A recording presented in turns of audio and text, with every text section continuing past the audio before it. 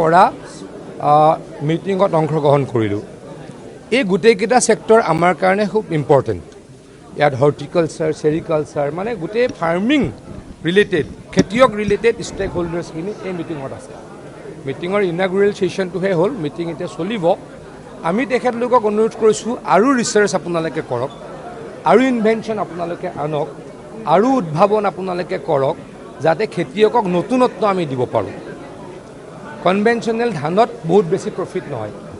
তাৰ বিপৰীতে যদি আমি চব্জি খেতি কৰিবলৈ আগ্ৰহী কৰোঁ, ভাল যদি আমি বীজ দিব পাৰোঁ, ভাল যদি আমি হৰ্টিকালচাৰৰ পুলি দিব পাৰোঁ, তেতিয়া খেতিয়কৰ ইনকাম ডেফিনেটলি ডাবল হ'ব, ট্ৰিপল হ'ব।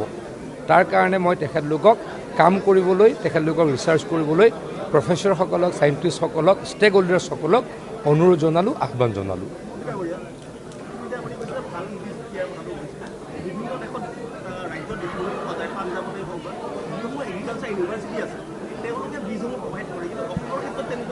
মই ইমান বস্তুটো মই মাত্ৰ মন্ত্ৰী হোৱা 20 দিন হৈছে। পৰৱৰ্তী সময়ত কেনেকৈ অসমতে বীজ উৎপাদন কৰি অসমৰ কৃষকক দিব পাৰোঁ তাৰ কাৰণে ব্যৱস্থা কৰিম। এটা কথা আপোনালোকক মই জনাবলৈ পাই সুখী হৈছোঁ, কেইদিনমানৰ আগতে কেন্দ্ৰীয় চৰকাৰৰ গৃহ আৰু সমবায় বিভাগৰ মন্ত্ৰী যশস্বী অমিত শ্বাহ ডাঙৰীয়াই মুখ্যমন্ত্ৰী ডাঙৰীয়ালৈকে এখন চিঠি লিখিছে যে এগ্ৰিকালচাৰ ডিপাৰ্টমেণ্টৰ পৰা 150 বিঘা মাটিৰ এটা প্লট লাগে। তেওঁলোকে সমবায় ভিত্তিত আমাৰ বীজ উৎপাদন কৰিব আৰু অসমৰ বীজ অসমতেই মানুহক বিতৰণ কৰা হ'ব। আমি ইতিমধ্যে 4টা জাগা বা 4টা ঠাই আমি লোকেট কৰিছোঁ, চিহ্নিত কৰিছোঁ আৰু তেখেতলোকৰ লগত কমিউনিকেট কৰিছোঁ। তেখেতলোকে য'তেই কৰে আমি আৰম্ভণি কৰাম। আৰু এগ্ৰিকালচাৰ ডিপাৰ্টমেণ্টেও আমাৰ প্ৰায় 40খন যি নাৰ্চাৰী আছে তাক আৰু এক্সিলাৰেট কৰিব, আৰু ভাল কৰিবলৈকে চেষ্টা কৰিব, আৰু মই প্ৰতিখনত যাবলৈকে চেষ্টা কৰিম।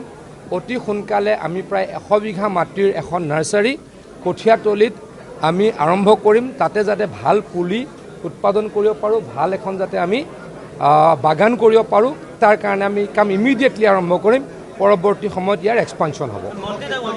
আপুনি কৈছে যে ধান খেতি কৰিলে প্ৰফিট নহয়, গতিকে ৰবি শস্য বা বাকী যিসকল বাকী খেতিবিলাক কৰিবৰ কাৰণে আপুনি কৰিছে, গতিকে সেইসকলৰ ক্ষেত্ৰত এটা সজাগতা আনিব লাগিব, কাৰণ খেতিয়কসকলৰ ক্ষেত্ৰত আমি আনিবলৈ ইতিমধ্যে চেষ্টা কৰিছোঁ। আজি যদি আপুনি সময় লয়, অসমত এই মুহূৰ্তত 24.5 লাখ খেতিয়কৰ ৰেজিষ্ট্ৰেশ্যন আছে, কিন্তু মোৰ মতে প্ৰায় 35-40 লাখ হ'ব লাগে। অৱশ্যে মাটিৰ সমস্যা এটা মূল, আধি কৰা মানুহে তাত ৰেজিষ্ট্ৰেশ্যন নাপায়। কেন্দ্ৰীয় চৰকাৰৰ লগত আমি যোগাযোগ কৰি আছোঁ যে যাতে আধি কৰা মানুহেও যদি মালিকে লিখি দিয়ে, অকল আমি আধি খেতিহে কৰিবলৈ দিছোঁ, বেলেগ পাৰপাজত নহয়, তেতিয়া হয়তো তাতো ৰেজিষ্ট্ৰেশ্যন পাব। তেতিয়াহ'লে আৰু অলপ ৰেজিষ্টাৰ্ড ফাৰ্মাৰ্ছৰ সংখ্যা বাঢ়িব। আজিৰ পৰা অসমৰ বিভিন্ন জিলাত, বিভিন্ন সমষ্টিত পঞ্চায়তে কেম্প হৈছে। 24 লাখৰ পৰা আমি ফাৰ্মাৰ ৰেজিষ্ট্ৰেশ্যন 40 লাখলৈকে নিব পাৰোঁ নেকি, তাৰ কাৰণে যত্ন কৰিছোঁ আৰু চেষ্টা কৰা হ'ব। যথেষ্ট সমস্যা আছে। মুখ্যমন্ত্ৰী ডাঙৰীয়াই চিৰিয়াছলি এই কথাটোত পৰ্যবেক্ষণ কৰি আছে, আমাকো জনাইছে। তেখেতে যেনেকৈ জলসম্পদ বিভাগৰ ফাণ্ড দিয়াৰ ব্যৱস্থা কৰিছিল বা ফাণ্ড যুগুতাই দিয়াৰ ব্যৱস্থা কৰিছিল, ইৰিগেশ্যন ডিপাৰ্টমেণ্টকো তেখেতে তেনেকৈ সহায় কৰিম বুলি আমাক কথা দিছে বা আমাক সকলোকে জনাইছে। গতিকে যদি আমি ফাণ্ড পাওঁ, ডেফিনেটলি ভালকৈ আমি ইৰিগেশ্যন এক্সপানশ্যন কৰিম, যাতে খেতিয়কে 12 মাহে খেতি কৰিব পাৰে। আগতে জলসিঞ্চন বিভাগটো আৰু কৃষি বিভাগটো পৃথক হোৱাৰ কাৰণে বহু ক্ষেত্ৰত কৃষকসকলে জলসিঞ্চনৰ সুবিধাটো নাপায়, কৃষকসকল বঞ্চিত হ'ব লগা হৈছে। এইবাৰ আপুনি একেলগে দুইটা পাইছে। মুখ্যমন্ত্ৰী ডাঙৰীয়াই দিছে, কি হয় চাওঁ, কিন্তু কৃষক নেতাইটো কৈছে মইতোতো দুৰ্বলহে হ'লোঁ। কৃষক নেতাই কয় কৃষক নেতাই কয় যে মই এগ্ৰিকালচাৰ মিনিষ্টাৰ হোৱাৰ কাৰণে আৰু জলসিঞ্চন মন্ত্ৰী হোৱাৰ কাৰণে মোক ডাউনগ্ৰেডেড কৰা হ'ল। গতিকে ঠিক আছে, মই তললৈ আহিছোঁ, তলৰ পৰা কি কৰিব পাৰোঁ চেষ্টা কৰিম।